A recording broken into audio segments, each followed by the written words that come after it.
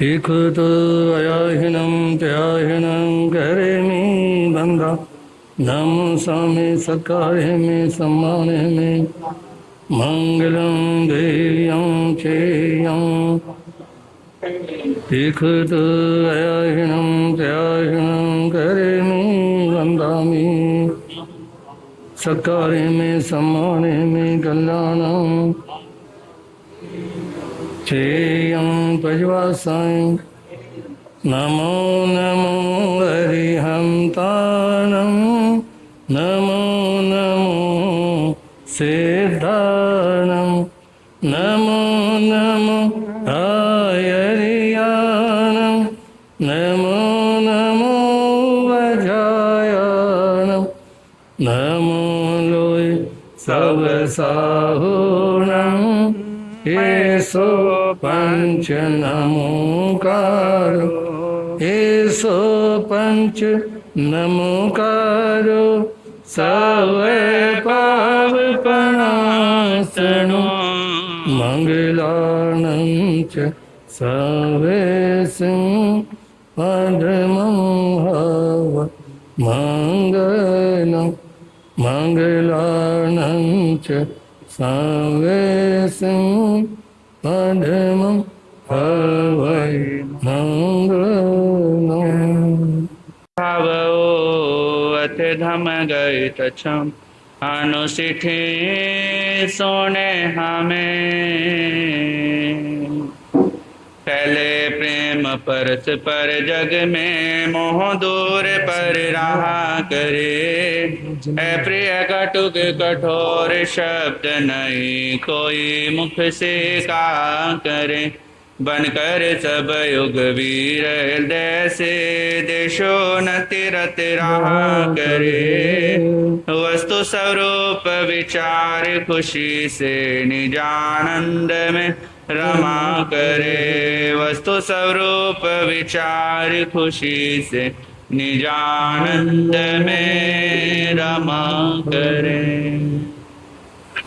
अनंत उपकारी परम पूज्य शास्त्री गुरुदेव श्री उपेंद्र मुनि जी महाराज साहब के पावन पवित्र चरण कमलों में कोटि कोटि वंदन करने के उपरांत उपस्थित मोक्षाभिलाषी आत्माओं, आपके समक्ष अपने विचार व्यक्ति करो। इससे पूर्व भजन की कुछ पंक्तियां हैं, आशा है आप सभी मिलकर बोलने का भाव रखेंगे। बोलिए चमत्कारी बाबा गुरुदेव श्री प्रेम सुख जी महाराज की, प्रज्ञा महर्षि गुरुदेव श्री उपेंद्र मुनि जी महाराज की।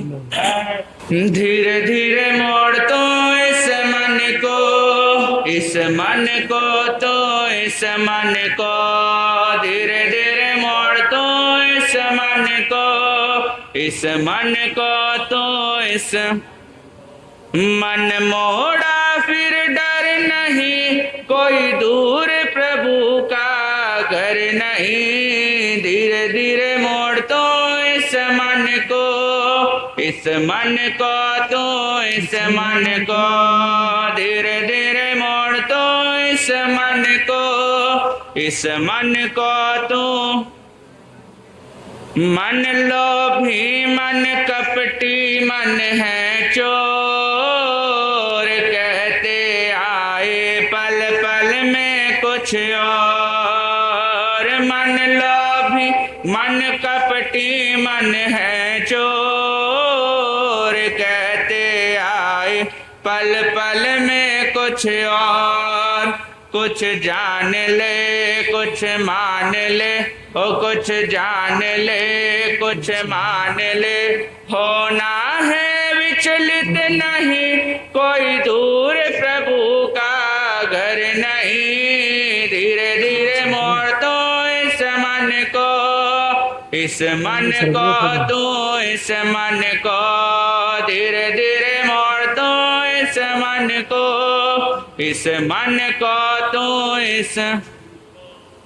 जब तप तीरथ सब होते बेकार, जब तक मन में रहते भरे विकार। जब तप तीरथ सब होते बेकार, जब तक मन में रहते भरे विकार, बेजान क्यों नादान क्यों, बेजान क्यों नादान क्यों, गफलत में ऐसे कर नहीं कोई दूर प्रभु का घर नहीं। धीरे धीरे मोड़ तो इस मन को तू, समन को धीरे धीरे मोड़ तो इस मन को तो इस जीत लिया मन फिर ईश्वर नहीं दूर, जान बूझ कर कमल बना मजबूर, जीत लिया मन फिर ईश्वर नहीं दूर, जान बूझ कर कमल बना मजबूर। अभ्यास से वैराग्य से, अभ्यास से वैराग्य से, कुछ भी है दुष्कर नहीं कोई दूर प्रभु का घर नहीं। धीरे धीरे मोड़ तो इस मन को तू, इस मन को, धीरे धीरे मोड़ तो इस मन को तू, मन मोड़ा फिर डर नहीं कोई दूर प्रभु का घर नहीं। धीरे धीरे मोड़ तो इस मन को तो इस मन को, धीरे धीरे मोड़ तो इस मन को तो इस मन को।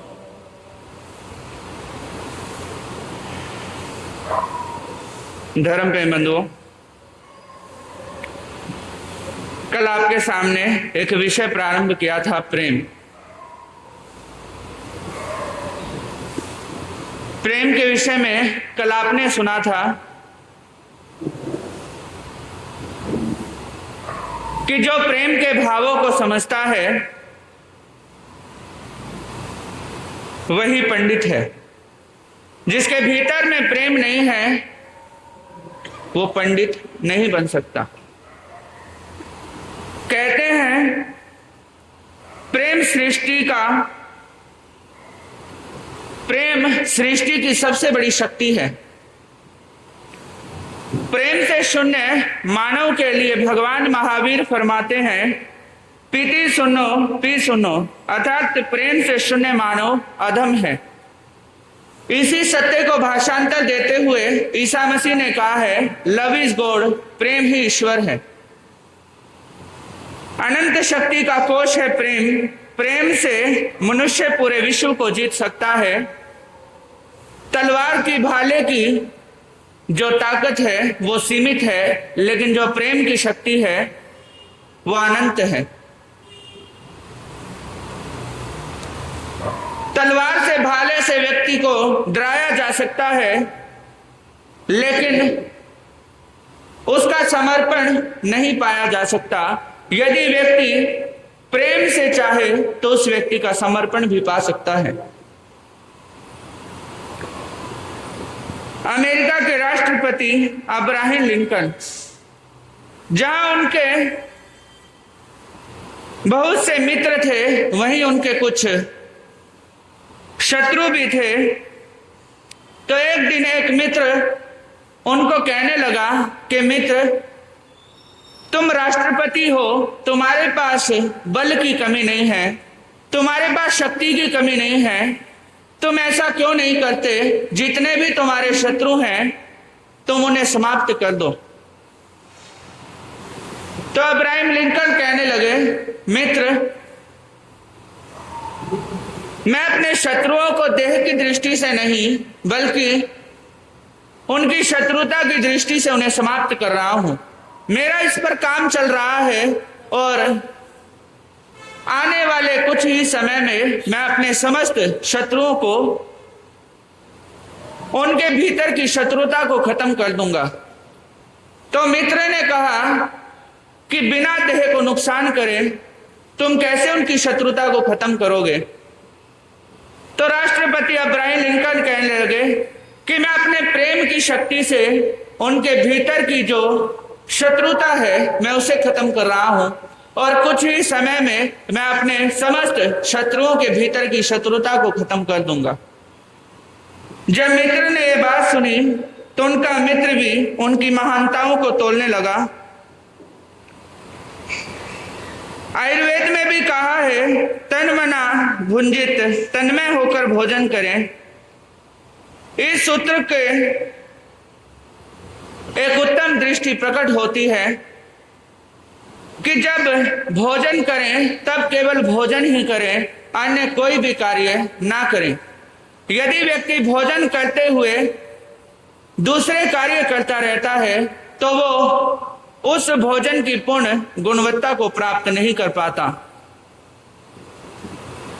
ठीक यही बात भजन में भी कही गई है कि जब व्यक्ति भजन करे, परमात्मा का नाम ले, भगवान का नाम ले, तो उस समय उसका ध्यान एकाग्र होना चाहिए, उसका मन केवल प्रभु की भक्ति में होना चाहिए। जब उसका मन एक जगह स्थिर होगा तब वो भक्ति करना उसका सार्थक होगा। गीता में भगवान श्री कृष्ण कहते हैं कि मैं भक्तों का प्रेम हूं। जब मेरे भक्तों के भीतर में हर जीव के प्रति प्रेम होता है तो मैं वही प्रेम में ही निवास करता हूं। संत तुलसीदास जी भी कहते हैं बिनु प्रेम न होई भक्ति, प्रेम के बिना भक्ति संभव नहीं है, और यदि भक्ति हो भी गई तो प्रेम के बिना वो भक्ति सार्थक नहीं हो सकती। इसलिए मैं आप सभी से कहना चाहूंगा, आप भी अपने दिलों में उस सच्चे प्रेम को जगाएं, उस सच्चे वात्सल्य को जगाने का भाव रखें। आज इतना ही, कल जैसा समय हो कहने का प्रयास रहेगा इन्हीं भावनाओं के साथ। ओम शांति। तुमको मेरा नमस्कार, जग के उज्ज्वल अंधकार, परिणाम तुम मेरा हर बार। तीन जगत के नाथ आपके चरणों में जाऊं बलिहार। भवसागर के शोषण करता तुमको वंदन बारंबार। राष्ट्रसंत प्रज्ञा महर्षि परम पूज्य गुरुदेव श्री उपेंद्र मुनि जी महाराज साहब के पावन चरण कमलों में हृदय की ऐसी मासों के साथ वंदन अभिवंदन। उपस्थित धर्म के बंधुओं, आपके समक्ष अपने विचार रखो उससे पूर्व कुछ पंक्तियां सभी मिलकर बोलने का भाव रखेंगे। बोलिए चमत्कारी दादा गुरुदेव श्री प्रेम सुख जी महाराज की, परम पूज्य गुरुदेव श्री उपेंद्र मुनि जी महाराज की। मंच श्री नवकार संकट दूर करे, करे सिका जाप चिंतन चिंता छोड़ मंद श्री नवकार संकट दूर करे, करे सिका जाप चिंतन चोर कर। चिंता नहीं चिंता। मंद श्री नवकार संकट दूर करे, करे सिका जाप चिंतन चोर करे। जब सेद सुदर्शन ध्याया, शोध मन से ध्यान लगाया। जब सेद सुदर्शन ध्याया, शोध मन से ध्यान लगाया। देखो नवकार की माया, चोली से तख्त बनाया। विविधता दूर करे, करे सिका जाप चिंता दूर करे। मंद श्री नवकार संकट दूर करे, करे सिका जाप चिंता दूर करे। एक सती शुभदा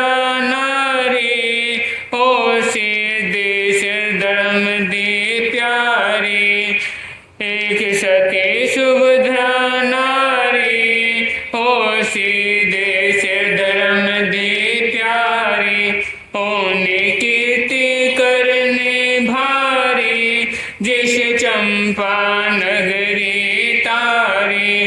होने कीर्ति करने भारी, जिस चंपा नगरी तारी।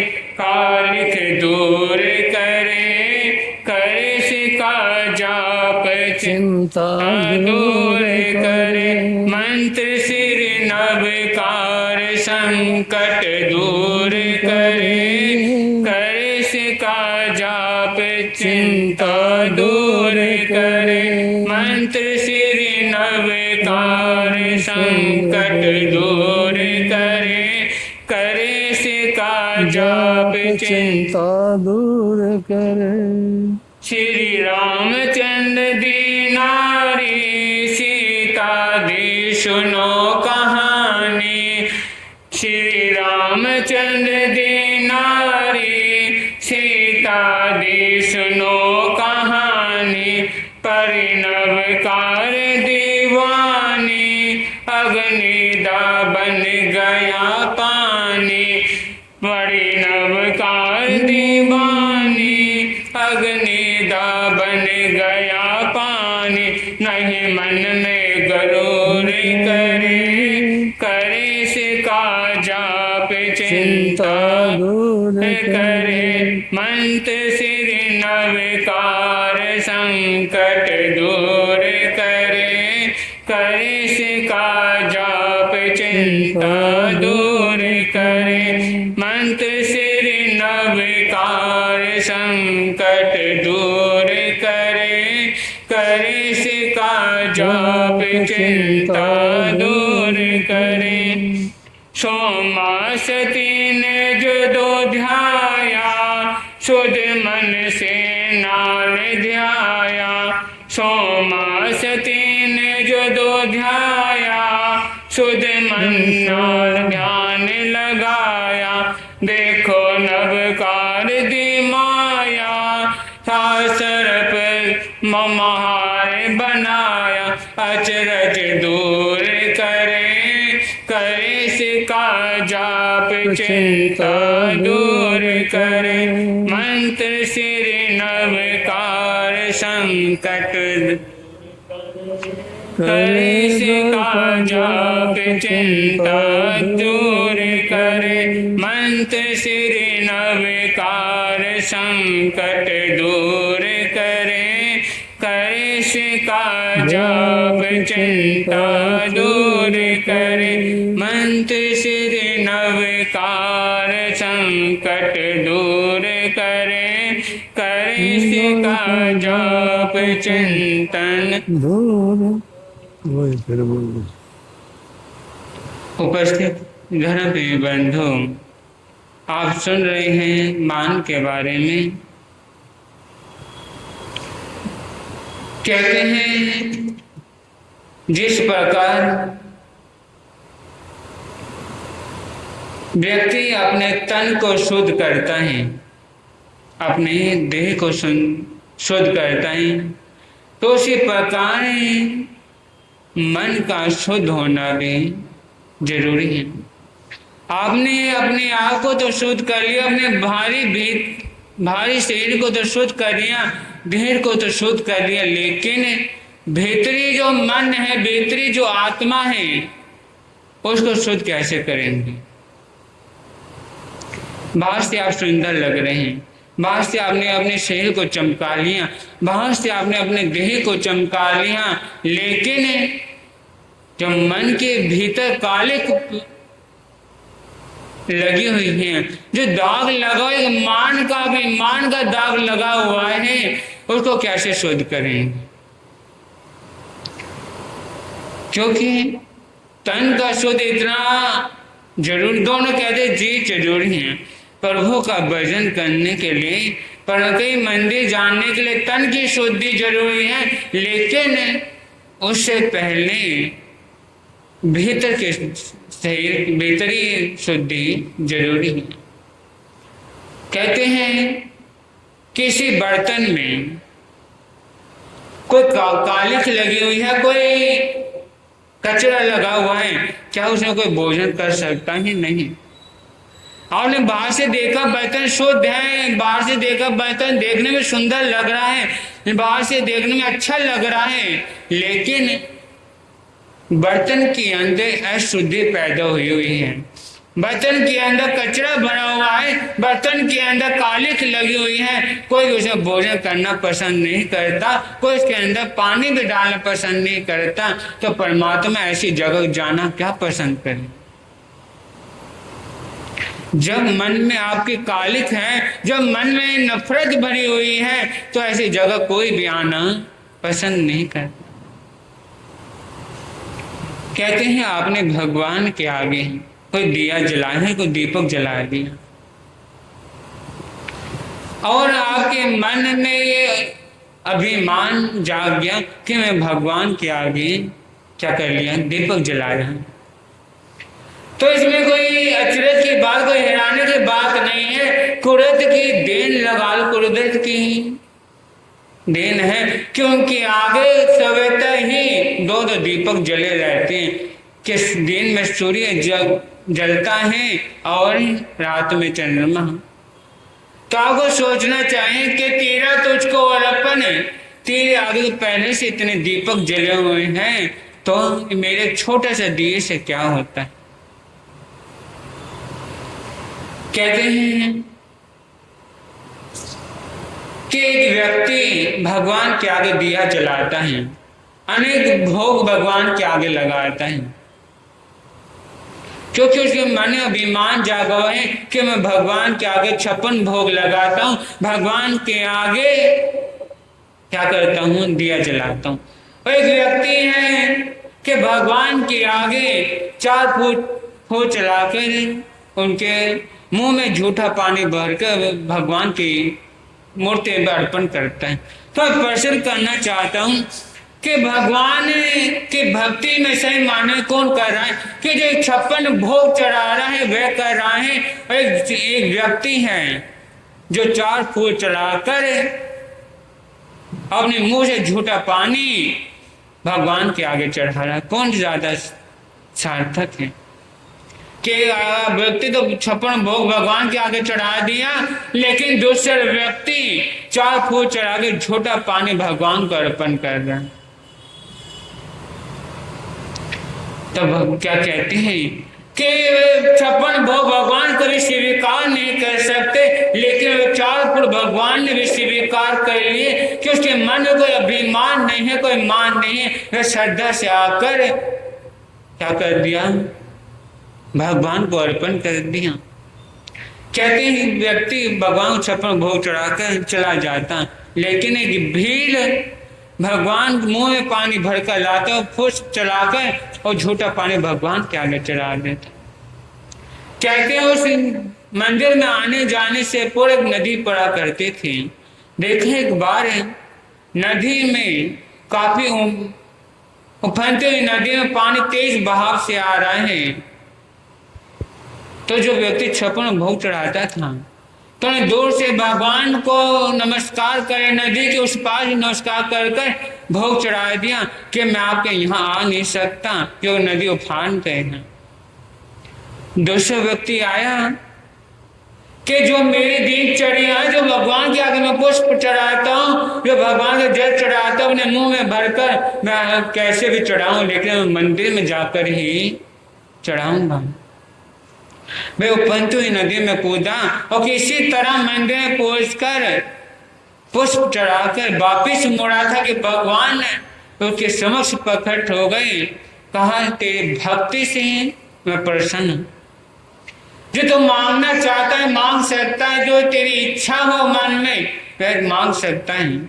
तो दूर खड़े व्यक्ति ने कहा भगवान ये कैसा अन्याय है, आप तो अन्याय कर रहे हैं। क्या न्याय, कहां का अन्याय है कि ये भीड़ जिसको कुछ ज्ञान नहीं है, जिसको अज्ञानी व्यक्ति गवार है, जिसको किसी बात का पूजा पाठ का ज्ञान नहीं है, आपके आगे तो केवल 4 कुछ चढ़ाता है और मुंह से झूठा पानी चढ़ाता है, और मैं आपके आगे 56 भोग चढ़ाने के बाद भी आप मेरी भक्ति से तो प्रसन्न हुए नहीं, इस गवार भीड़ से प्रसन्न हो गए।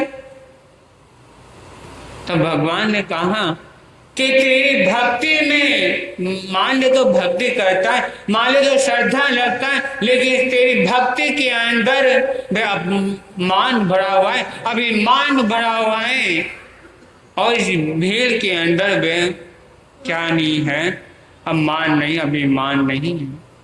ये मेरी भक्ति कर रहा है तो सदैव श्रद्धा से कर रहा है, मेरी भक्ति कर रहा है तो शुद्ध मन से कर रहा है। देखने में इसका क्या है, देखने में तन सुंदर नहीं है, देखने में बेकार लग रहा है, देखने में गंवार है, देखने में अनपढ़ है, लेकिन उस अनपढ़ता में इसकी भक्ति छुपी हुई है, उसका श्रद्धा छुपी हुई है। लेकिन तेरे अंदर ज्ञान होने के बाद भी क्या है, उस ज्ञान तेरे अंदर अभिमान का कचरा भरा हुआ है, मन में कालिक भरी हुई है। इसलिए भगवान भी वहीं आते हैं जहां श्रद्धा है।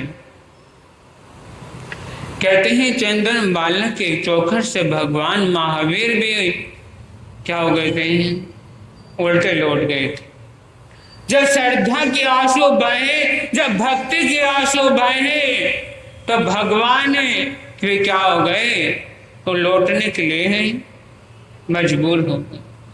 लोग भगवान को तो बुलाना चाहते हैं, भगवान को अपने नजदीक लाना चाहते हैं, लेकिन मन में जो कालिक भरी हुई है, मन में कचरा भरा हुआ है, तो भगवान वहां कैसे आ सकते। आपने कहते हैं भगवान भक्ति के वश में बंधे हुए होते हैं।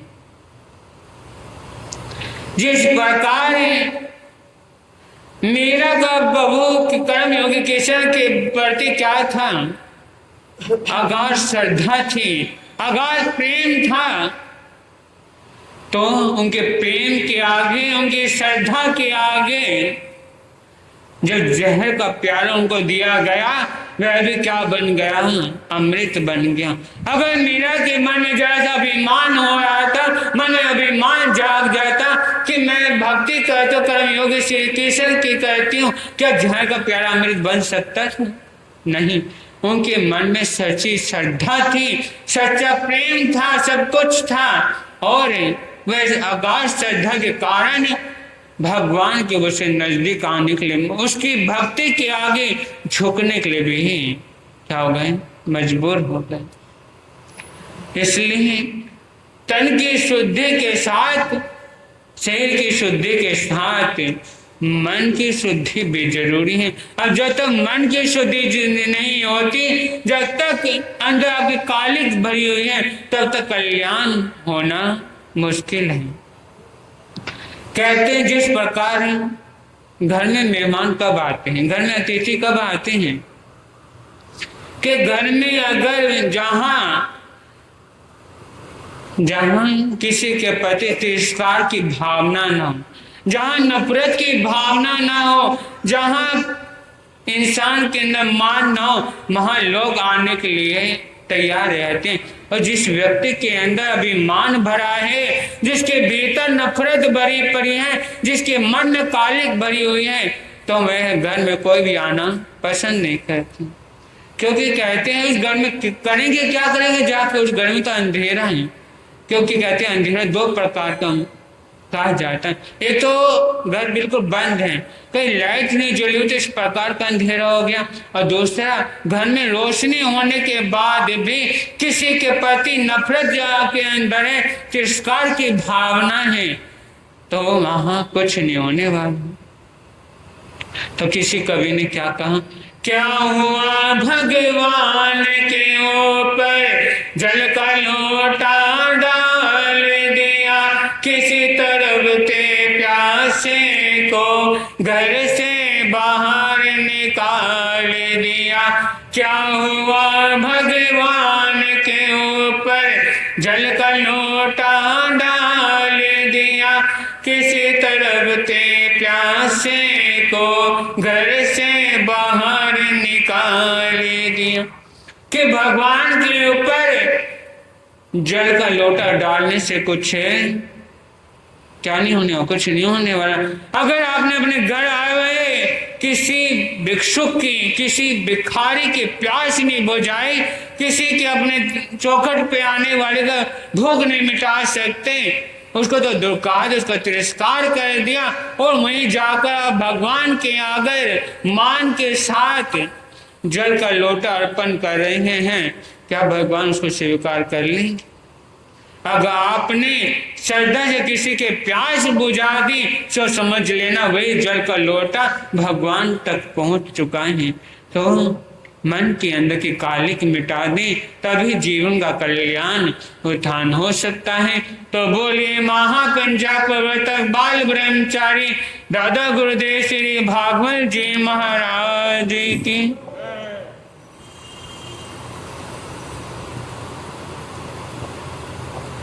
जय हो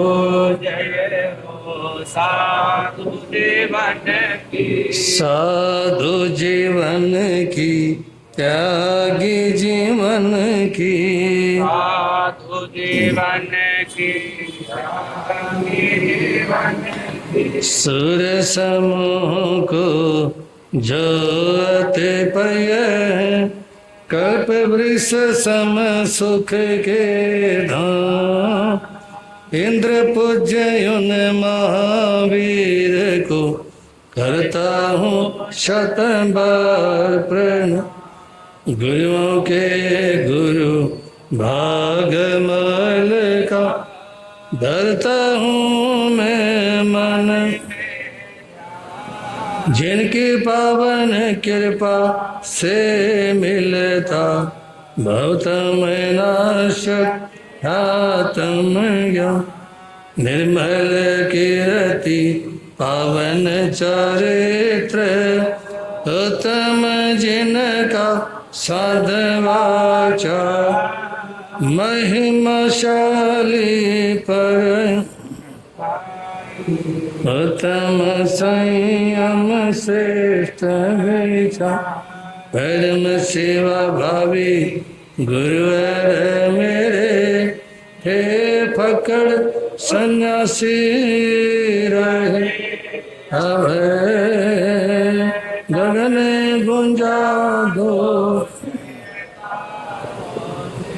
गुरु प्रेम सुख की बोलो जय।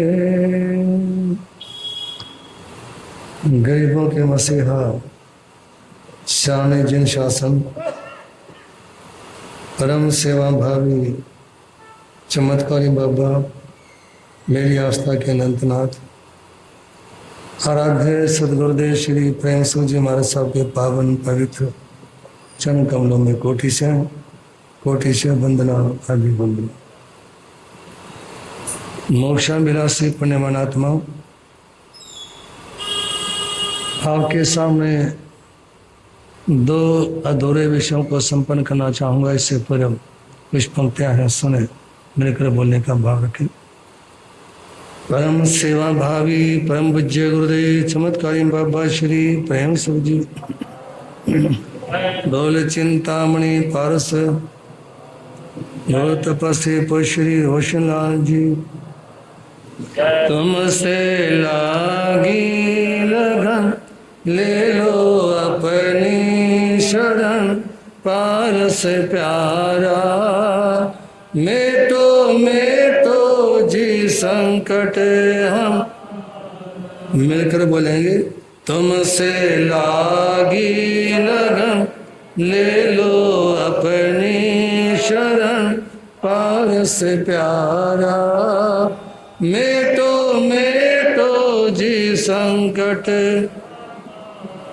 निश दिन तुमको जपूं पर से नेहात जूं, जीवन सारा तेरे चरणों में बीते हमारा। निश दिन तुमको जपूं पर से नेहात जूं, जीवन सारा तेरे चरणों में भी अश्वसेन के राजे दुलारे, वमा देवी के सुत प्राण प्यार। अश्वसेन के राजे दुलारे, वमा देवी के सुत प्राण प्यारे।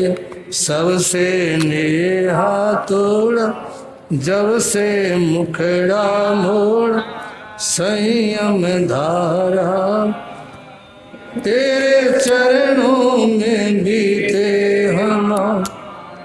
तुमसे लागी लगन ले लो अपने शरण, पारस प्यार। मेटो मेटो जी संग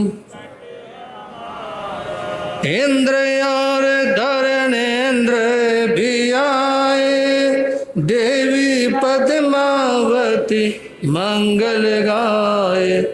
इंद्र और धरणेन्द्र भी आए, देवी पद्मावती मंगल। आशा पूरो सदा, दुख नहीं पावे कदा, सेवक तारा। तेरे चरणों में बीते हम, तुमसे लागे लगन ले लो अपने, पारस प्यारा। मेटो जी जग के दुख की तो परवाह नहीं है, स्वर्ग सुख की विचार नहीं। जग के दुख की तो परवाह नहीं है, स्वर्ग सुख की विचार नहीं। मेटो जामन मरम होवे ऐसा, पारस प्यारा। तेरे चरणों में बीते हम, तुमसे लागे लगन ले लो अपने, पारस प्यारा। मेटो जी संग लाखों बार तुम्हें शीश नवाऊं, जग के नाथ तुम्हें कैसे पाऊं। लाखों बार तुम्हें शीश, जग के नाथ तुम्हें कैसे पाऊं। पंकज व्याकुल भया, दर्शन बिन ये जिया लागे खारा। तेरे चरणों में बीते हम, तुमसे लागे लगन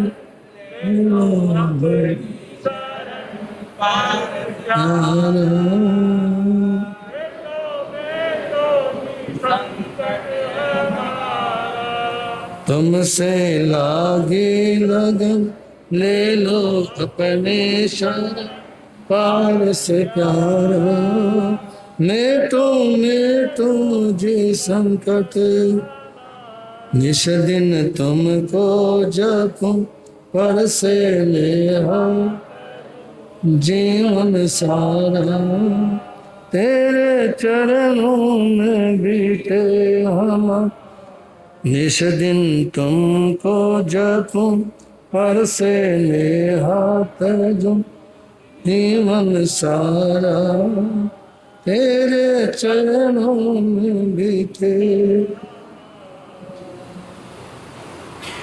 मोक्षाभिलाषी पुण्यमान आत्माओं, आप लोग शनिवार की धर्म सभा में दो बातें सुन रहे थे। सकारात्मक सोच और भावुकता से बचें, सकारात्मक सोच रखें।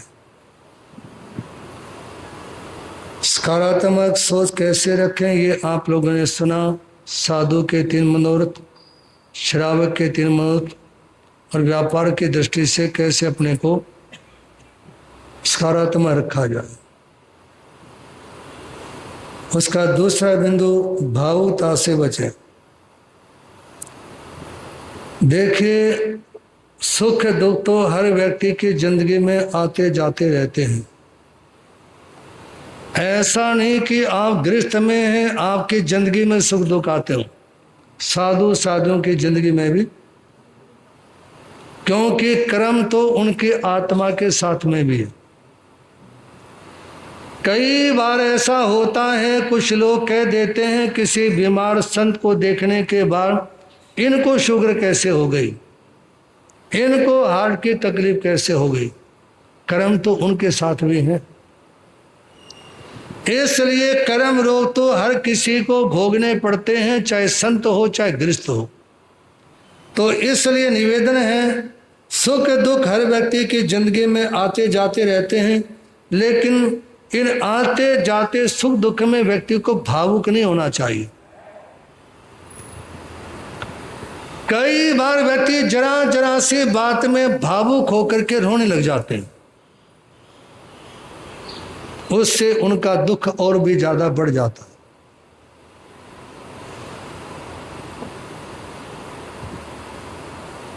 किसी भी परिस्थिति में व्यक्ति को धैर्य तो रखना ही होता है। आपने अपने घर में कोई पौधा लगाया, फलदार वृक्ष लगाया, उस पौधे के पर फल लगे, इसके लिए आपको इंतजार तो करना ही पड़ेगा।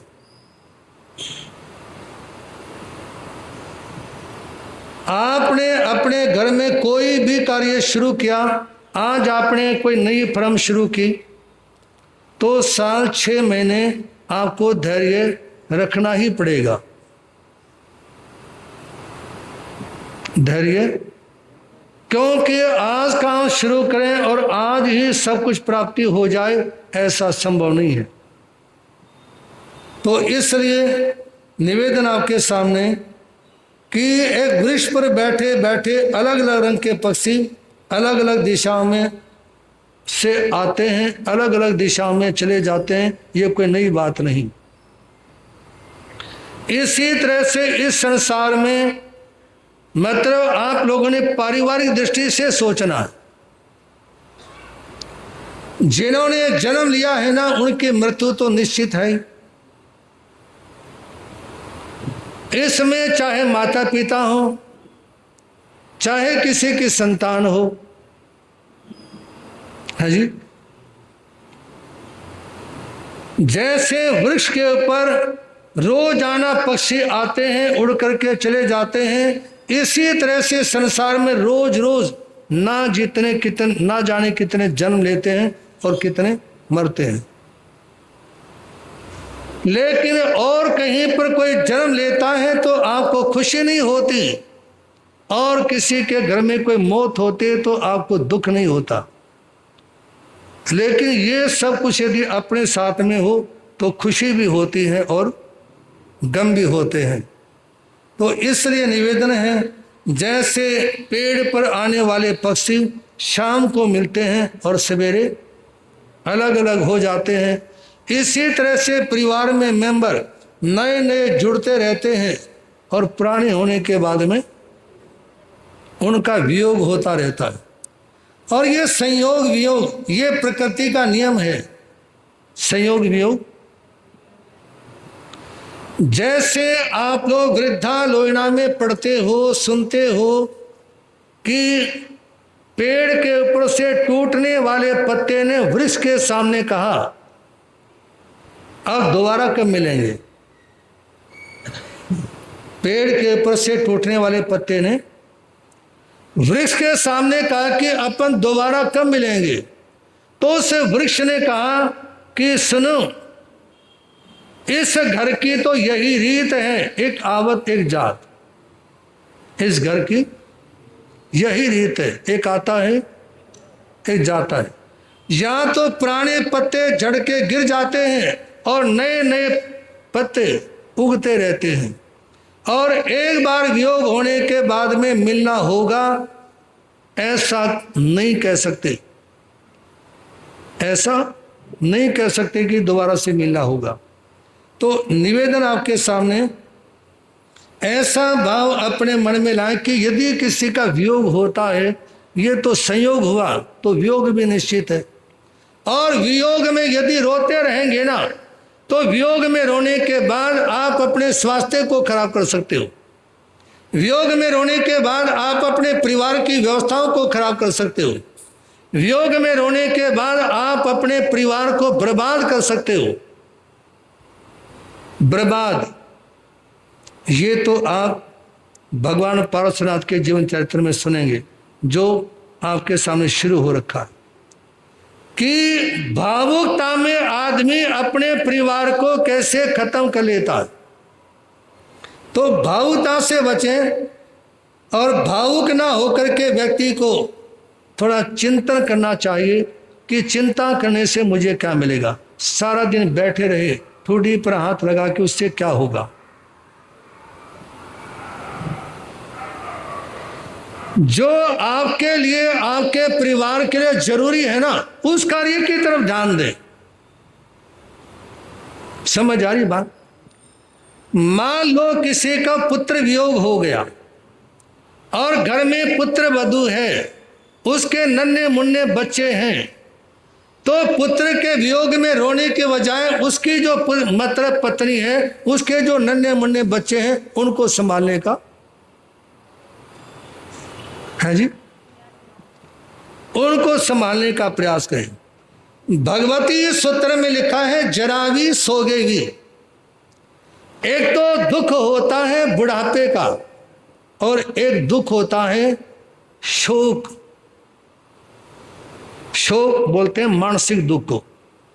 शोक कौन सा दुख होता है? मानसिक। यदि वृद्ध माता पिता के सामने जवान बेटा बहू इत्यादि चला जाए ना, तो उनको आखिरी समय तक शोक बना रहता है। इनका क्या होगा? इनका पालन पोषण कैसे हो पाएगा? इनकी जिंदगी कैसे व्यतीत हो पाएगी? ये चिंतन बराबर उनके मन में रहता है। इसलिए निवेदन करना चाहूंगा, शोक करने से रोग बढ़ते हैं। यदि कोई व्यक्ति शोक सागर में डूब गया ना, उसके रोग बढ़ते चले जाएंगे, क्योंकि शोक में डूबने के कारण ना वो समय पर सो पाएगा, ना वो समय पर खा पी सकता, ना वो सैर करने के लिए जा सकता, ना वो अन्य कार्यों को कर सकता। कोरोना काल में रोहिणी में समाज के ही एक परिवार के 3 भाई खत्म हो गए, एक रह गया, और 3 भाइयों का परिवार। उसने जापानी पार्क में जाकर के दौड़ना, हंसना इत्यादि शुरू कर दिया, जो भाई था। तो एक बार कोई देखने वाले कहते हैं इसको संकोच नहीं, शर्म नहीं है, हंसता है, दौड़ता है। तो उस समय बैठे हुए किसी बुजुर्ग व्यक्ति ने कहा कि तुम्हारी सोच गलत है, सोच सही नहीं आपकी। इसके पीछे जो इस समय परिवार है, 3 भाइयों के, उनकी पत्नी, उनके बच्चे, उनका नियोजन कैसे करेगा? यदि ये अपने घर में चिंता सागर में डूब करके बैठ गया, अपना परिवार भी पालना है, अपने बच्चों का परिवार भी पालना है, और उससे भाई की धर्म पत्नी भी इतनी अच्छी, जो ये कहते अपने पति को बात सुनो, अपने पास काम धंधा सही है, लेकिन पहले तीनों भाइयों के घर पे राशन जाना चाहिए, बाद में यहां पे। जो भाई नहीं है, समझ आ रही बात? जो भाई नहीं रहे, जिनकी पत्नी और बच्चे हैं, सबसे पहले उनके बच्चों की व्यवस्था, उनके घर पे राशन जाए, उनके घर की सारी व्यवस्था देखी जाए, बाद में अपने को देखना। आज के समय में कोई हजारों में एक आध मिलेगा ऐसा, हजारों में का, जो विपत्ति में आए हुए भाई के बारे में भी सोच सके इस समय वो कहाँ है, इस समय उसका जीवन कैसे बीत रहा है, ये सोचना। एक भाई है संजय जैन सोनीपत में, उसकी बहन और छोटा भाई ये बोलते हैं कि हमारा भाई भाई नहीं है, हमारा भाई भगवान है, हमारा भाई भगवान है। क्योंकि बहन को भी मकान बना के दिया और छोटे भाई को मकान बना के दिया, और बना के नहीं दिया अपितु उनके नाम से रजिस्ट्री भी करवा दी। और छोटे भाई को कहा कि बात सुनो, कोठी बना दी, गाड़ी तेरे को दे दी, दुकान तेरी शुरू करवा दी, अब घर का खर्च तूने चलाना है, माँ का खर्चा और तेरे बच्चों की फीस वो मैं दूंगा। है जी, ये होता आपस का स्नेह।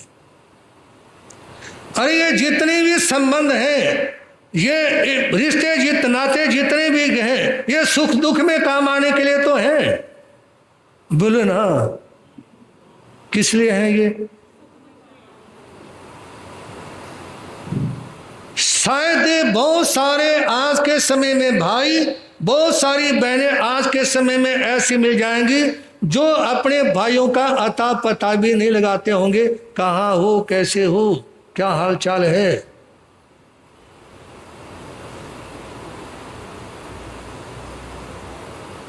जी, अलग अलग हो गए कोई बात नहीं, दूसरी कॉलोनी में चले गए कोई बात नहीं, हाल चाल तो पूछ ही सकते हैं।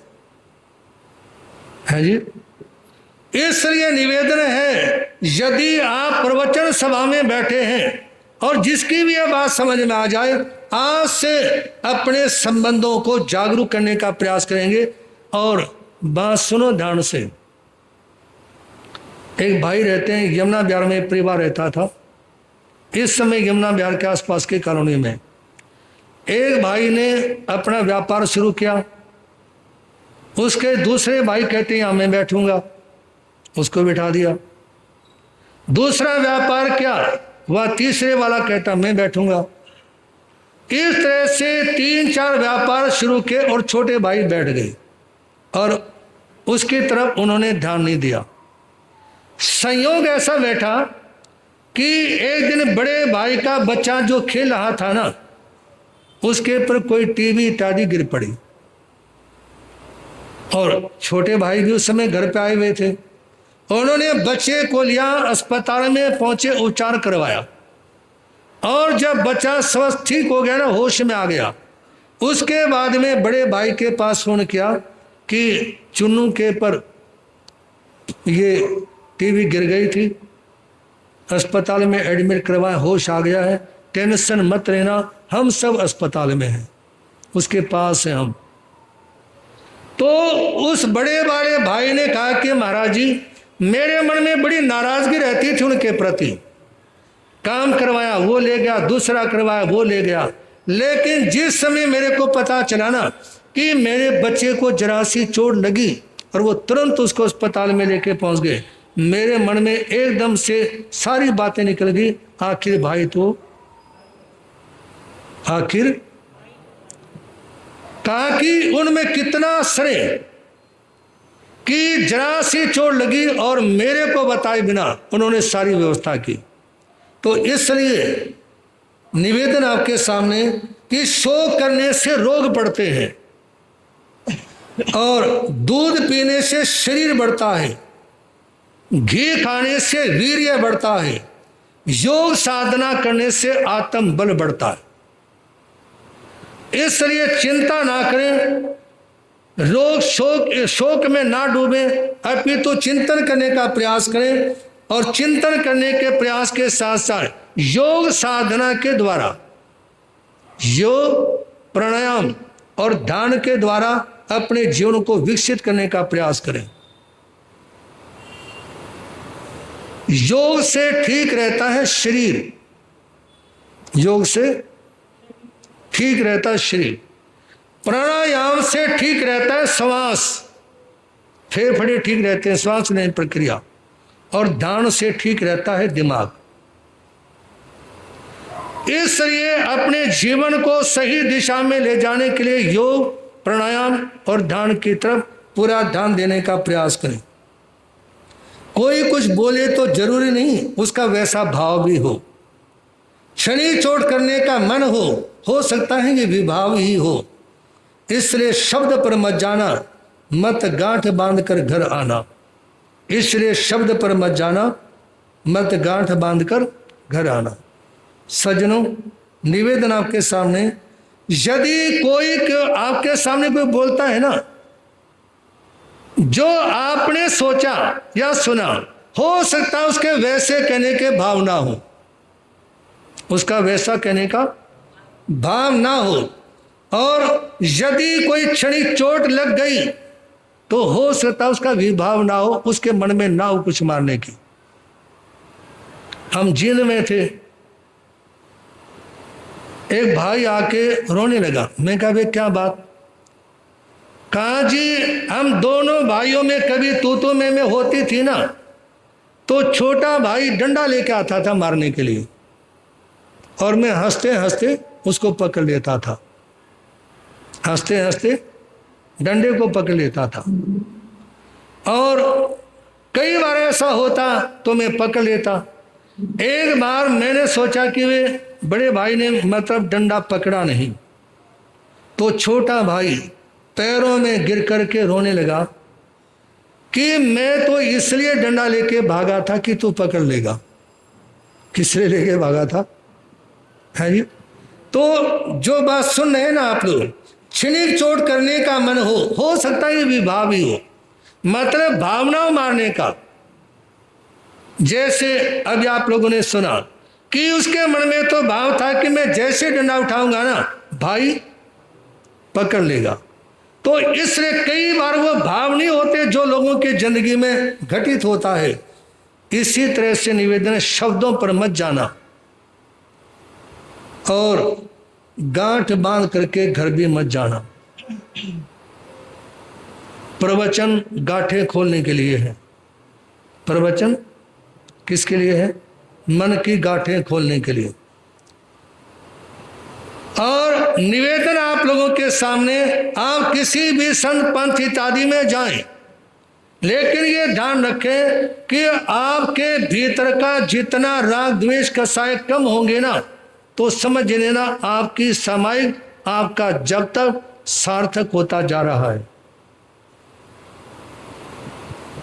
और यदि वो चीजें बढ़ती चली गई ना, मान लो आपने किसी संत के पास जाना शुरू किया और एक संत के पास जाने से बहुत सारे संतों के पास जाना आपका बंद हो गया, तो क्या मिला आपको? है जी, बोलो तो। इसलिए निवेदन आप लोगों के सामने, आज सहज भाव की जिंदगी जीने का प्रयास करें। और साथ में ये भी ध्यान रखना, कलयुग है, सिद्धि करने के चक्कर में भी मत पड़ना। किसके? कई लोग ये जो सोचते हैं ना कि मंत्र सिद्ध कर लें, मंत्र सिद्ध करने के प्रयास में भी ना पड़े, क्योंकि जो मंत्र सिद्ध करने के प्रयास में चक्कर में पड़ते ना, वो अपने को खत्म कर लेते हैं। इसलिए निवेदन करना चाहूँगा कि आप भावुकता से बचें, थोड़ा शांत रहें, संभाव में रहें और आपस में सद्भाव रखें। आपस में सद्भाव रखें। याद रखना, बिन सोचे समझे व्यय करने वाला। कई लोग कहते हैं काम भी ठीक है लेकिन बरकत नहीं है, मतलब आपके पास में हिसाब किताब नहीं है। आप सोने से पहले हिसाब किताब नहीं करते।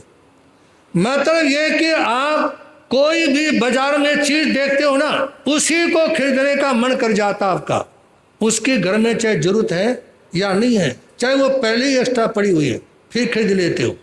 तो ये सब कारण है जिसके कारण घर में बरकत नहीं होती। तो बिना सोचे समझे वे ना करें और किसी भी स्त्री को देख करके मन को चंचल ना करें।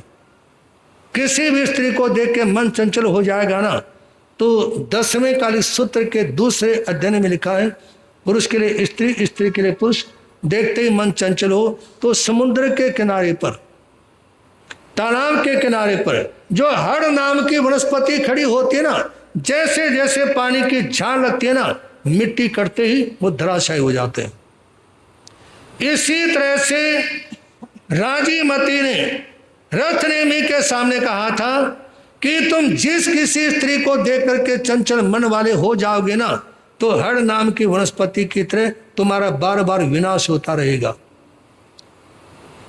और भावुकता में बात करने वाले लोगों से बचें, जो बात करते समय भावुक हो जाते हैं। जरा सी बात में आंखों में आंसू आ जाए, जरा सी बात में सो के भर भर के रोना शुरू कर दिया। भगवान महावीर ने तो जैन साधु साध्वी के लिए प्रेरणा दी है। यदि किसी संत का साध्वी का अलग चातुर्मास दिया है ना, अलग चातुर्मास दिया है, और चातुर्मास उठते समय जब भाई बहन रोने लगते हैं, उनको देख के कोई महाराज जी भी रोने लग जाए ना, उनको देख के सती जी भी रोने लग जाए, तो अगले साल उसका चौमासा नहीं देना, उसका अलग से, क्योंकि क्या पता रोने वालों के साथ में रह जाए। जो देख के रोने लगे क्या पता उनके बीच में मिल जाए वो भी। तो इसलिए इन भावुकताओं से अपने को बचाना होता है। अंत में इतना सा निवेदन है, जमाने में कई ऐसे नादान होते हैं, जमाने में कई ऐसे नादान होते हैं, बहा ले जाते हैं किश्ती जहाँ तूफान होते हैं, बहा ले जाते हैं किश्ती जहाँ तूफान होते हैं।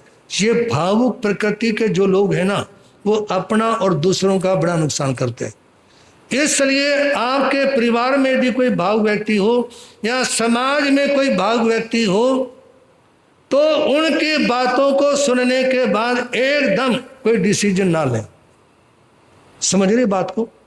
कोई भावुक प्रकृति का व्यक्ति है, कोई भावुक प्रकृति की कोई बहन है, तो उनको देखने के बाद में एकदम किसी निर्णय के ऊपर पहुंचने का प्रयास ना करें। इसी के साथ कल आप लोग सुन रहे थे युवा शक्ति जागो जागो, उसके 8 बिंदु आप लोगों ने सुने थे। 5-4 मिनट के लिए पुनः उसी संदर्भ में विचार निवेदन करना चाहूँगा। जितने भी चेतन पदार्थ हैं उनकी 3 अवस्थाएं होती हैं, बचपन, जवानी और बुढ़ापा। जितनी भी चेतन अवस्थाएं हैं, चेतन हैं, जीव हैं, 3 अवस्थाएं, और इन 3 अवस्थाओं में तो जाया प्रणता, जैसे सूर्य भी दिन में 3 बार परिवर्तन करता है, पहले उगा, दोपहर को आसमान में चढ़ा और शाम को ढल गया। इसी तरह से हर व्यक्ति की जिंदगी में 3 अवस्थाएं आती हैं, अर्जन, सर्जन और विसर्जन। अर्जन करने का समय होता है बचपन का। उदय काल में अपने बच्चे को जो सिखाएंगे उसका असर सारी जिंदगी रहेगा। बचपन में जो संपर्क हो जाते हैं वो कभी जल्दी से छूटते टूटते नहीं। हमारा चेला बैठे उमेश जैन यहाँ पे, हमारा चांदनी चौक चातुर्मास था 1987 का, 87 का था ना, और उस समय ये छोटा ही था, 5-7 वर्ष का मेरे ख्याल से। रोज आना, स्थानक में आना, और इसके लगाव के कारण दूसरे तीसरे दिन इसके घर पे, इसकी गली में, मोहल्ले में जाना ही पड़ता था। लेकिन वो जो बचपन का लगाव है ना, उस लगाव के कारण आज तक, मतलब इसका तो लगाव है ही, इसने अपने धर्म पत्नी को और अपने बच्चों में भी वैसी ही आस्था बरखी है जैसी इसकी अपनी आस्था थी। तो इसलिए आप अपने बच्चों को बचपन में जो सिखाएंगे ना, उसका असर सारी जिंदगी रहेगा। लेकिन बच्चों को सिखाने के लिए जबरदस्ती ना करें और उनके भीतर में अपना ज्ञान ठूसने की कोशिश ना करें। मेरे को बड़ा अटपटा लगता है जब लोग अपने 3 साल के, 3.5-4 साल के बच्चों को लेकर आते हैं और कहते हैं महाराज जी इसने नमोत्थन याद कर लिया, इसने लोगस याद कर लिया, इसने भक्तामर के इतने श्लोक याद कर लिए। बड़ा महसूस होता है। आप कहेंगे जी इस समय बुराई क्या है? इस समय बुराई ये है कि बचपन में उसका दिमाग इन चीजों से थक जाएगा, पीछे हट जाएगा। आप बच्चे में इतना असर है कि संत आए, साधु आए और उसका मन कहे कि मम्मी पापा मुझे स्थानक में चलना,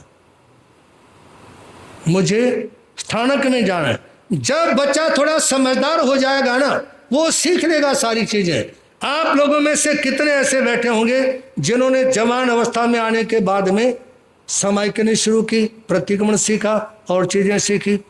इस समय सभा में एक चेला बैठा हमारा, मैं नाम नहीं लूंगा, हमारा यहाँ चमास था, ठीक है ना।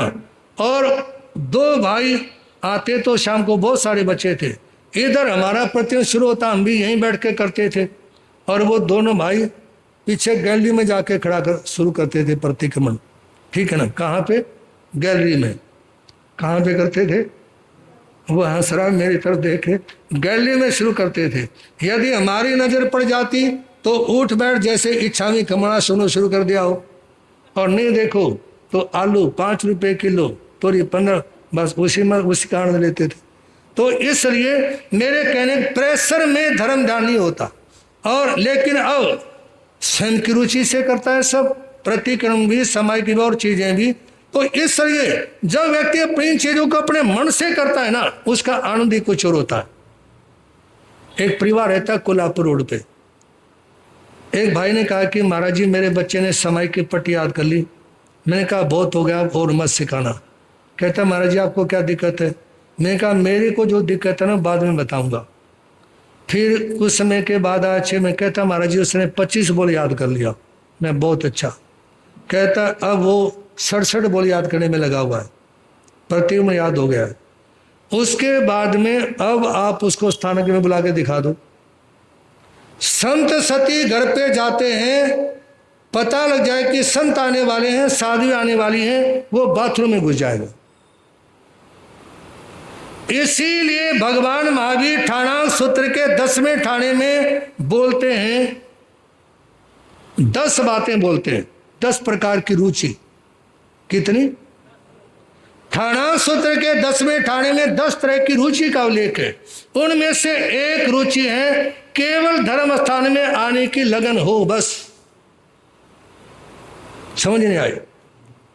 एकमात्र धर्म स्थान में संतों के पास, साधुओं के पास आने की लगन हो, बाकी सारे काम स्वतः होते चले जाएंगे।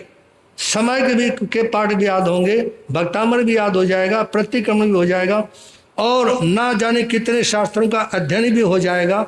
लेकिन कब? जब स्थानक में आने की लगन होगी। ये ठाणा सूत्र में स्वयं भगवान महावीर बोलते हैं। तो बचपन अर्जन का समय और यौवन सर्जन का समय। सर्जन से मतलब जोड़ना। चाहे एक व्यक्ति गृहस्थ में है, चाहे वो पैसा जोड़ता है, एक साधु है, चाहे वो संयम की दृष्टि से अपनी साधना को और आगे बढ़ाता है। यौन मतलब आत्म शक्ति का सर्जन, जवानी में कोई अर्थ का सर्जन करता है, कोई आत्मिक साधना के द्वारा संयम का सर्जन करता है, राग द्वेष के क्षय का और ज्ञान दर्शन चरित्र का सर्जन करता है। और तीसरी अवस्था है विसर्जन की। जैसे खाया पिया कुछ अर्जन हो गया, ठीक है ना, वो हजम किया, वो सर्जन हो गया, और इसके बाद में जीवन चलाने के लिए विसर्जन करना भी जरूरी है। इससे आप देखना तीर्थंकर भगवंतों को, उन्होंने अपनी साधना के दौरान अनंत ज्ञान, अनंत दर्शन, चरित्र इत्यादि का सर्जन किया, और जिस समय वो अनंत ज्ञान को उपलब्ध हो गए ना, उसके बाद उन्होंने विसर्जन किया। उसके बाद भगवान महावीर ने 12.5 वर्षों तक जो अर्जन किया था ना, 30 वर्षों तक उसका विसर्जन किया। 30 वर्षों तक गांव गांव में घूम करके, पांव पांव घूम करके, एक एक प्रदेश को पावन करते हुए उन्होंने अपने ज्ञान का विसर्जन किया लोगों के उद्धार और सुधार के लिए। तो इसलिए निवेदन आप लोगों के सामने, युवा शक्ति एक ऊर्जा होती है, विद्युत होती है, और विद्युत का प्रयोग निर्माण के लिए भी कर सकते हैं और विध्वंस के लिए भी कर सकते हैं। जवानों का यदि सदुपयोग करना है तो उनको लगा के रखना होता है, और जवान यदि विध्वंस के काम में लगते हैं तो बहुत ज़्यादा नुकसान हो जाता है। आइए आप लोग सुनेंगे 23वें तीर्थंकर चिंतामणि भगवान पार्श्वनाथ का जीवन चरित्र। बंदे तूने जन्म जग में बड़े पुण्यों से पाया है, बंदे तूने जन्म जग में बड़े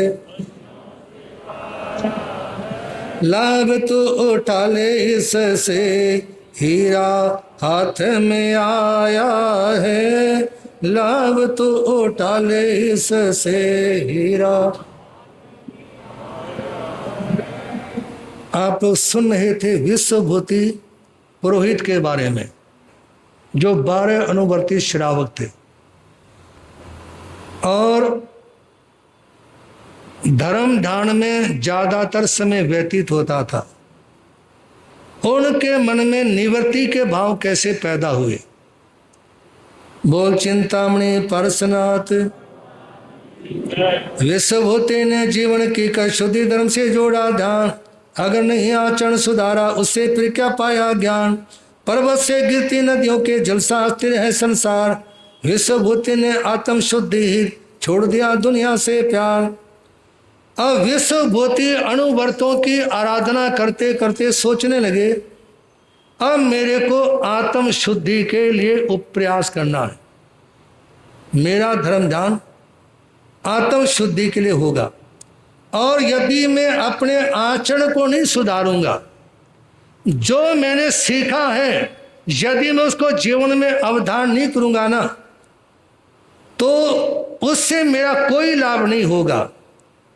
पहाड़ों से गिरती हुई नदी का पानी सारा व्यर्थ हो जाता है, समुद्र में मिल जाने के बाद खारा हो जाता है। इसी तरह से यदि मैं आत्म शुद्धि हित छोड़ करके संसार में लगा रहूंगा ना, तो इस सांसारिक वस्तु मेरे किसी काम की नहीं। मगज मारते रहना हरदम जीवन का क्या सार यही, त्याग मार्ग अपनाने को ये बुढ़े क्यों तैयार नहीं। जन्म लिया है यहाँ जिन्होंने एक दिन तो उठ जाना है, जाने से पहले कुछ चेतो वरना तो लुट जाना है। तन की मन की धन की ममता छोड़ के आया है संसारा, विश्वभूति को अंश में आत्म धर्म लगता प्यारा। क्षमा यात्रा क्या सभी से की आलोयन गुरु के पास, कर आयुष्य पूर्ण सुपूर्वक प्रथम स्वर्ग में पाया पार। पुत्रों ने कुल रीति नीति से क्या मृत्यु का सारा कार्य, करना ही पड़ता है जनता द्वारा जो होता स्वीकार्य। विश्वभूति ने सोचा कि अब मेरे दोनों पुत्र कमट और मरुभूति यौवन अवस्था में प्रवेश कर गए हैं और घर की सारी व्यवस्थाएं इन्होंने संभाल ली हैं। ऐसा विचार करते हुए सोचा कि अब गृहस्थी में मगज मारने का कोई फायदा नहीं है, जीवन का सार है त्याग के मार्ग पर चलना। जीवन का सार क्या है? त्याग के मार्ग पर चलना। और ऐसा विचार आते ही उन्होंने कभी बेला, कभी अठाई, कभी मासकमन धर्म ध्यान की और त्याग तपस्या की यूं झड़ी लगा दी। तुम तो कुछ भाई बहनें एक आसनों की और 2-4 व्रतों की, एक अमर की व्रत की, 2-3 अमलों की करके ठंडे हो गए। अभी तो चातुर्मास शुरू ही हुआ है जी, इसमें तो जोश आने, अभी तो कम से कम 50, 40, 28 और शुरू हो जाने चाहिए थी। अभी तो आधे से मात्र मांस खाने के भी 20-20, 25-25 दिन हो जाने चाहिए थे। लेकिन पूछना चाहूंगा त्रिनगर वालों से, कर्म काटना चाहते हो या नहीं? हाँ जी, कर्म काटना चाहते हो या नहीं? बोलो तो उसके लिए तो तपस्या करनी पड़ेगी। तवेण परिशुद्धाई, भगवान महावीर ने सूत्र दिया कि तप ही आत्म शुद्धि का मार्ग है। कौन सा? क्योंकि तप से इंद्रियां शिथिल पड़ जाती है, इंद्रियां कमजोर होने से मन नियंत्रित हो जाता है, और जब तप करने से इंद्रियां कमजोर पड़ती हैं, मन नियंत्रित होता है, तो कसाय हल्के होने शुरू हो जाते हैं, और यही कर्म निजरा का मार्ग है। तो विश्वभूति ने भी इसी मार्ग को स्वीकार किया, और जब आत्म साधना करते करते शरीर क्षीण हो गया और लगा कि अब मेरा आयुष्क्रम पूरा होने वाला है, उन्होंने अपने पुत्रों से, पुत्रवधों से, पत्नी से, महाराजा अरविंद से, अन्य सब लोगों से और 4 गति 84 लाख जीवा योनि के जीवों से क्षमा याचना की। और क्षमा याचना करने के बाद उन्होंने संतारा ग्रहण किया और संतारे के माध्यम से अपनी आत्मा को पावन और पवित्र किया। और आयुष कर्म पूर्ण करने के बाद में पहले स्वर्ग में उनकी आत्मा जाती है। प्रथम स्वर्ग में उनकी आत्मा ने प्रवेश किया और उनके पुत्रों ने जितने भी नीति रीति के काम थे ना वो सारे संपूर्ण किए। याद रखना, यदि आप दुकान पे जाते हो और दुकान पे आपने जो जलाई या घर में सूर्यास्त के समय आपने जो जलाई तो आपको कोई मिथ्यात्व का दोष नहीं लगता। ध्यान देना, नहीं बोला क्यों? हो सकता है कोई आपको कह दे कि मिथ्यात्व ये दोष लगेगा। करवा चौथ का यदि दिन आता है और माता बहनों ने उस समय उस रोज व्रत करना है, व्रत करना जरूरी है। हालांकि उनके व्रत करने से यह नहीं कि घरवाला मतलब 60 साल का है तो 20 साल और आयु बढ़ जाएगी, वो तो जितना आयुष्क्रम है उतना ही रहना है। लेकिन यदि किसी ने करवा चौथ का व्रत नहीं किया और खुदा ने खास्ता यदि घरवाले को कुछ हो गया तो है जी, सारे घरवाले ये कहेंगे इसने करवाया इसका काम, है जी, ये चाहती नहीं थी। यदि ये चाहती होती तो व्रत कर लेती। तो इसलिए यद्यपि शुद्धम लोक विरुद्धम न कुर्यात्, आगम में ऐसा वर्णन आता मार्गानुसारी के 35 बोलों में कि कोई कार्य यद्यपि शुद्धम यानी शुद्ध लोक विरुद्ध कार्य है, मतलब शुद्ध है लेकिन लौकिक परंपरा के हिसाब से आपको चलना पड़ेगा। कुछ कार्य ऐसे हैं जो आपको केवल जैन धर्म के हिसाब से नहीं करने, आपके आसपास का जो माहौल है, आसपास का जो वातावरण है उसको देखते हुए भी बहुत सारे कार्यों की तरफ आपको ध्यान देना ही पड़ेगा। अनुद्रा की आंखों में से आंसू सूख नहीं पाते, जीवन के संस्मरण उभर कर अधिक सामने आ जाते। ये खाते थे, ये पीते थे, ये करते थे, कहते थे, ऐसे हंसते, ऐसे सोते, ऐसे चलते रहते थे। विश्वभूति के देवलोक के बाद उनकी जो धर्मपत्नी थी अनुद्धरा, उनको याद करके रोती रहती थी। ऐसे बैठते थे, ऐसा खाते थे, ये चीजें पसंद थे, ये मेरे से बनवाते थे और मेरा मन कहता है अभी वो मरे नहीं हैं, यहीं कहीं होंगे, आसपास में होंगे, कुछ समय के बाद में आ जाएंगे। और वो सपने में भी अपने पति देव को देखती है और सोचती है कभी किसी ज्योतिषी ने भी मेरे को ये नहीं कहा कि इतने समय के बाद तुम्हारे पति का वियोग हो जाएगा। कभी कभी मन को समझाकर गिनने लगती है नवकार, दुख समय में धर्म दान का होदा सदा यही आधार। आई हम बिलु पास क्या तो कभी क्या फिर एक आसन, सखियों से घर वालों से वे कम करती हैं संभाषण। खाना छूटा, पीना छूटा, छूट गया सारा श्रृंगार, दुनिया क्या अपना जीवन भी लगता जीवन जनता सायंगार। शारीरिक कमजोरी से अनुद्धरा का आया अण, काल किसी को नहीं छोड़ता, भले ने क्यों हो संत महंत। उस समय धीरे धीरे मन का संताप दूर हुआ और उसने नवकार मंत्र का जाप, कभी आंबिल कभी उपवास, इस और उनका अपना मन उन्होंने लगा लिया। और यूं धर्म दान करने से संभाषण, लोगों से ज़्यादा बोलना चलना इत्यादि भी कम कर दिया। अब वो अपने घर में सीमित क्षेत्र में रहती है, सीमित क्षेत्र में बोलना चलना भी लोगों से बहुत कम है, बस नवकार मंत्र की आराधना। और सबसे मुश्किल काम नवकार मंत्र की आराधना करना ही है।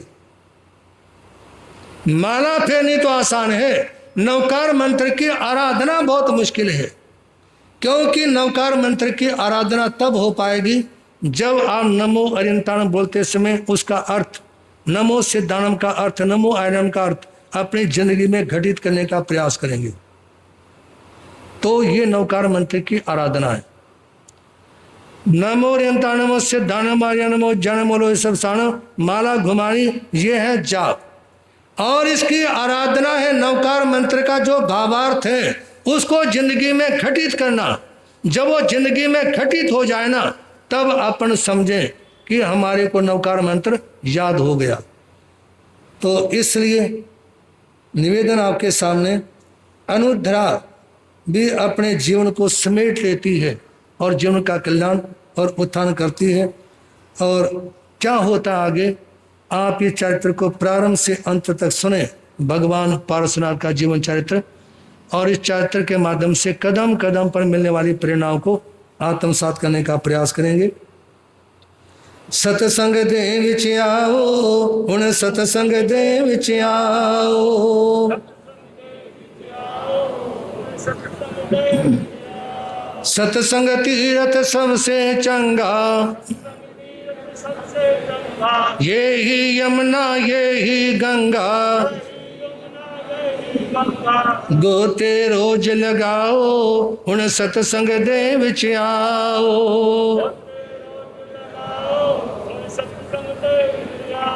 कल तो आना भूल न जाना, औरों को भी साथ मिलाना, धर्म दलाली कमाओ, हुण सतसंग दे विच आओ। धर्म प्रतिदिन के जाने वाले प्रत्याख्यानों में आज ओम श्री संभवनाथान में ओम श्री नाथ भगवान की, महापंजाब प्रवर्तन बाल ब्रह्मचारी दादा गुरुदेव स्वामी श्री भागमल जी, पुत्र भेको दादा गुरुदेव स्वामी श्री फूलचंद जी महा, अर्धस्थावधानी पूज्य गुरुदेव श्री त्रिलोकचंद जी महाराज, और तपस्वी पुष्य श्री रोशनलाल जी महाराज, रंग सेवा भावी परम पूज्य गुरुदेव चमत्कारी बाबा श्री प्रेम सुख जी महा, वर्तमान आचार्य सम्राट पुष्य श्री शिव मुनि जी महाराज। बोलिए श्री जैन धर्म की पंच ब्रह्मेष्टि नवकार मंत्र भगवान की, संसार के सभी महापुरुषों की, भगवान महावीर स्वामी का संदेश। श्री चतारी मूलम हरिहंता मूलम सिद्धा मूलम साहु मूलम गेली बंदो धम्मा मूलम, चतारी लोत्तमा रियंतालोत्तमा सिद्धालोत्तमा सलोत्तमा गेली बंदो धमोलोत्तमा, चतारी शरण भोज्यामि रंते शरण भोज्यामि सिद्धे शरण भोज्यामि साहु शरण भोज्यामि गेली बंदो धम्मो शरण भोज्यामि, हरियंतों का शरण सिद्धों का शरण साधुओं का शरण दया धर्म का शरण, ये चार शरण दुख हरे